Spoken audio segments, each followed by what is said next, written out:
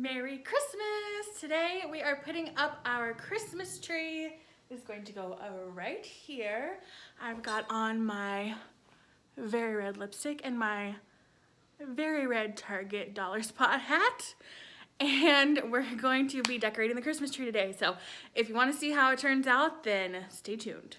Real quick, I want to show you the Christmas tree that we're going to be using. I just bought it this year from At Home. It is 7 foot.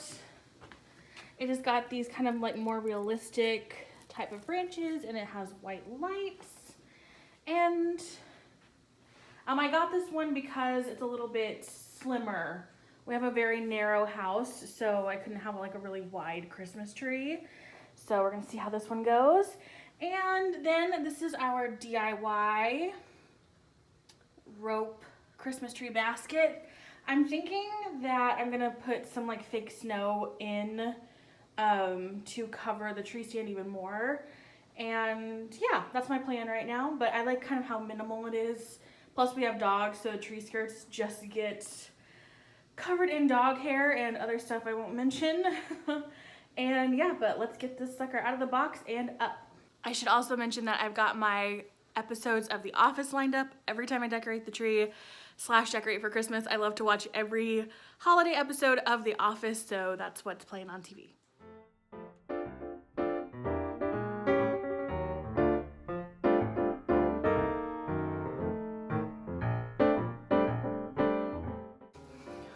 The hat might have to go.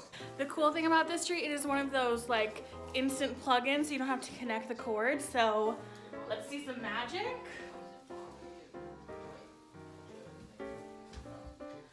Ah! Okay, the hat's gone. Too floppy. But okay, so obviously it's lit, but the first step in every Christmas tree decorating video is to fluff, so I'm gonna get fluffing.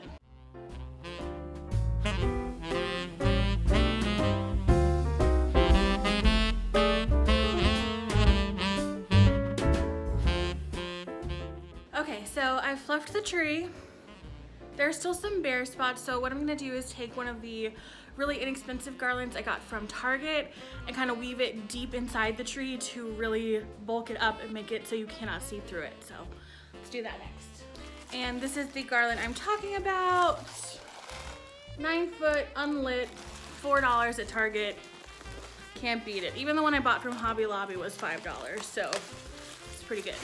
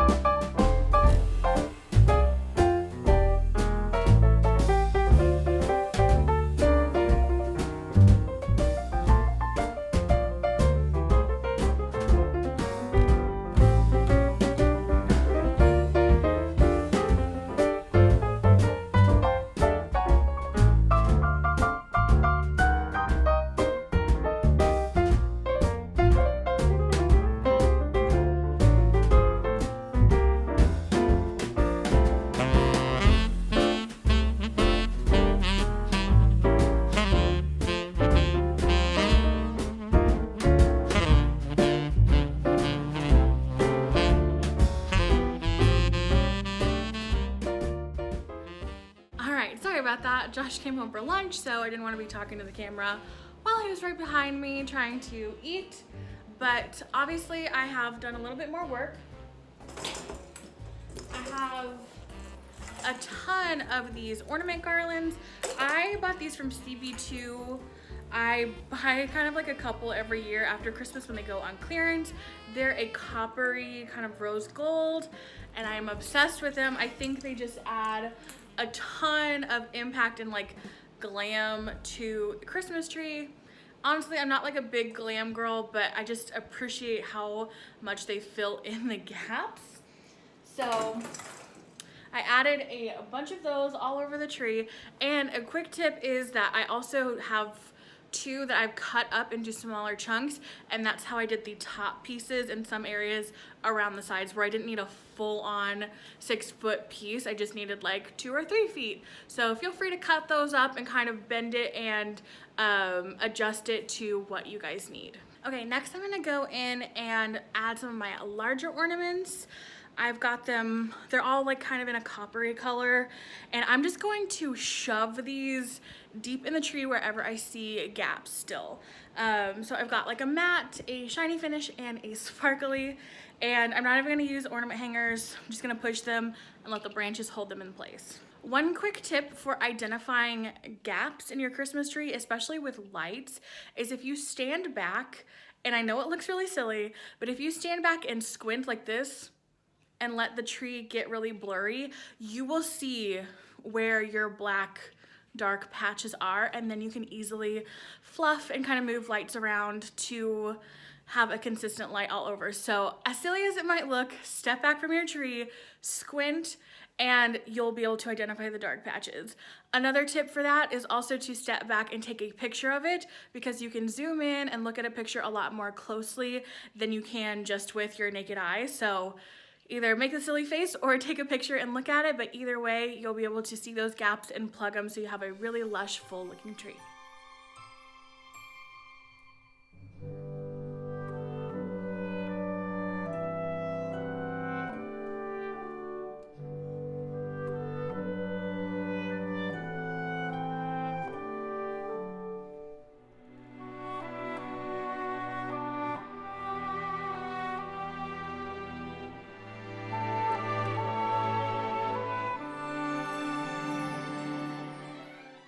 Okay, progress. Next up, I've got these magnolia leaf picks. I only have 3, so I'm actually going to sneeze. I only have 3, so I'm actually gonna go ahead and break them up into smaller pieces and tuck them throughout the tree, because I did end up, give me a little sneak peek, I did end up tucking gold magnolia leaves into the garland. The mantle's not finished yet, so that's not even the real finished product, but just to give you a sneak peek. So I'm gonna tuck these in and keep on rocking.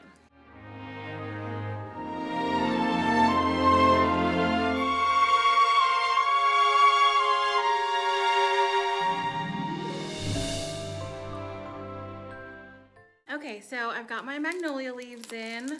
That's about all I have for picks. I don't use a ton of picks traditionally, but now I'm gonna go in and add some ribbon and finally get some color on this tree. So I think I'm going to try out pairing both of these, the dark forest green velvet with the bright classic red. Honestly, this is probably gonna be my first time really ribboning a Christmas tree, so we'll see how it goes. I've watched a ton of videos, I've seen people do it very, very well, and it looks pretty simple in theory. So I'm gonna cut like 2 to 3 foot sections of both of these and weave it in and out of the tree. And yeah, we'll see how it goes, so let's try it.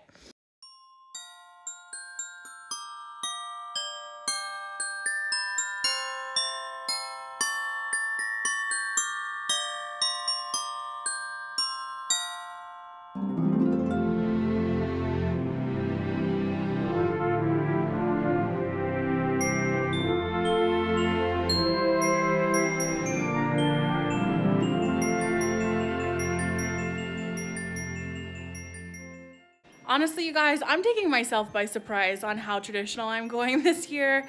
Usually I have like a funky little twist or something super modern or, you know, mid-century, but this is like classic movie Christmas, and I'm really digging it. I'm very excited. So I'm gonna flip the camera around and give you guys a couple of close-ups on where I am now, and then later tonight I'll come back and add more ornaments and our like personalized stuff and really try and like finish it out.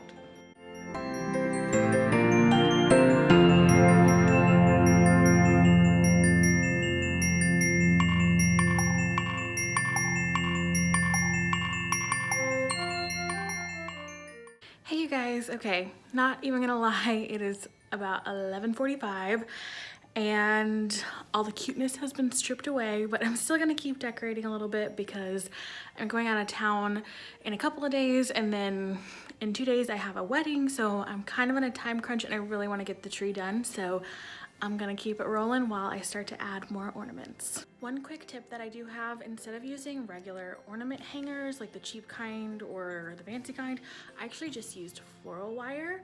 I get them in like long pieces that are about a foot, 18 inches long. You can find them at Hobby Lobby, and then I cut them down into little bits, and I use these to really secure the ornaments to the tree. And it's green, so it's kind of invisible and just looks like the ornament is hanging there. If you're going to go the floral wire route, don't get the kind that is in the spool where you have to unwind it and cut it. You will be much less frustrated if you just get the straight wire and cut it up into little pieces. After a couple of pulls, the spool will turn into a rat's nest of wire, and you don't want to deal with that. So just pick up a pack of the straight wire and you'll be good to go. Okay, I'm pulling out my ornaments from CB2 now. They look like this. Red one too. But unfortunately I think the red is the only color that's going to work. The other colors just kind of look weird on the tree, so I'm just gonna use these.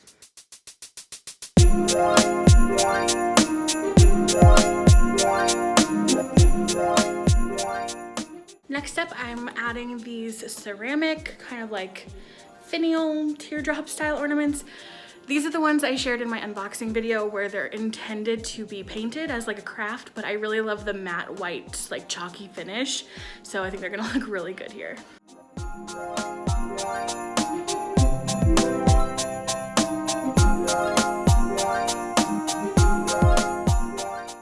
Next up, I have some like glittery, iridescent, snowy ornaments.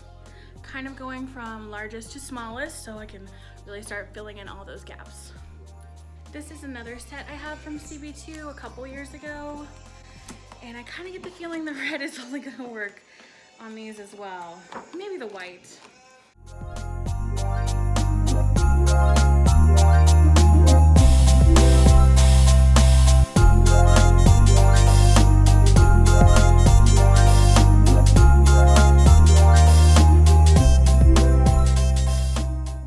One other tried and true tip when you're putting decorations on a tree is to place things kind of in a diamond or in a triangular shape. So if you've got 3, think kind of like a triangle or a diamond for 4 or more, and that way they're kind of like evenly dispersed and balanced. It's just very pleasing to the eye. It's a classic trick, and it's a classic for a reason. Okay, we're entering a Twilight Zone scenario where I somehow don't have enough ornaments that match the tree.